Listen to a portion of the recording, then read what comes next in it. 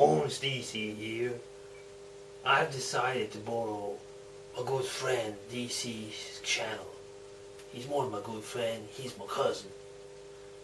So I'm going to tell you tonight a story that is real. It's the story of Horace Mayhew. Now I heard this story a few years back on the radio, and I've got to say I never was able to find it again. So I have to give it from memory. Anyway, just listen. Horace Mayhew, this story is about 100 years old, when not more. Horace Mayhew was one of these misers. He was such a miser. He lived northern Canada, and he was rich. Rich, rich, rich. How did he become rich? Nobody knows. But one thing is, the man hardly ever talked. Why? Because he heard that silence was gold and speech was silver, and this man wanted gold. Now, the story goes is that Horace had this horde of dogs. Wild dogs. And when everybody would come close to his house, these dogs would go wild. They would bark. They would bark like mad. Now, one day his main dog died. Now, Horace is really, really sad. Not that he loved his dog. Horace loved nothing. But Horace realized he might have to buy a new dog, and that meant spending money. So what Horace did is he started barking himself. When somebody came close to his house, he would bark like a wild dog. He'd do even better than that. He'd leave dog poop all over, so that people would think they were real dogs. He went even so far as to try and make money out of his dead dog. He tried to sell that dead dog to the Indians. The Indians were too smart. They looked at that meat and they said, "This animal hardly ever ate. Nothing on that animal. No way." Now, about 5-6 years ago, I heard the second part of this story. Because you see, Horace, being such a miser and such a mean man, people just left him alone, and he just kind of disappeared. People knew that there was something that was strange in that part of the country, but they actually didn't know what was going on. People talked about the werewolf.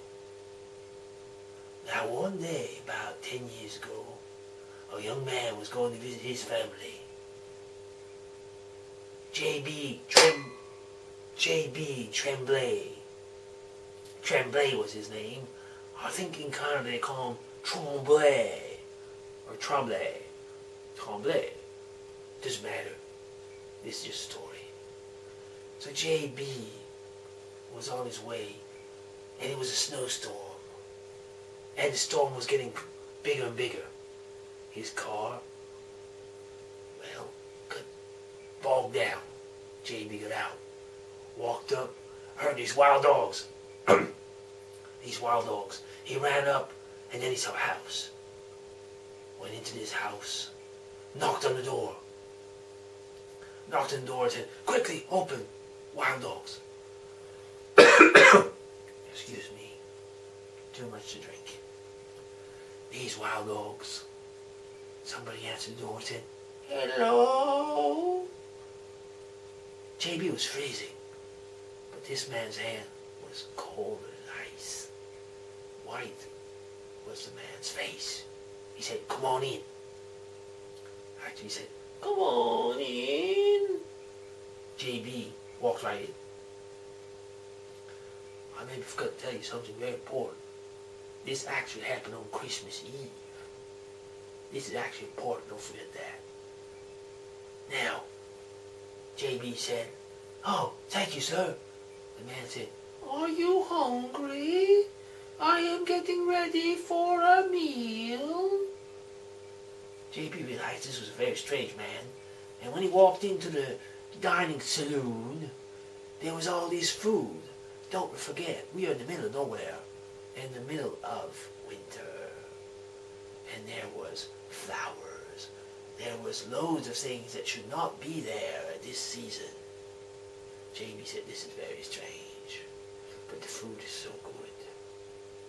Then at one point, one heard, dong, dong, dong, dong, dong, dong, dong, dong, dong, dong, dong, dong. It should be 12. 12 meant midnight. What did that mean? It was midnight. Then something very strange happened. Horace Mayhew. Yes, that man was Horace Mayhew. He rised up into the air. And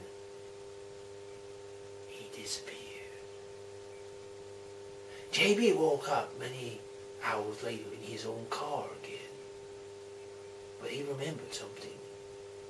There was a story going on about this Horace Mayhew. That a young man once went to this house and wasn't asked in.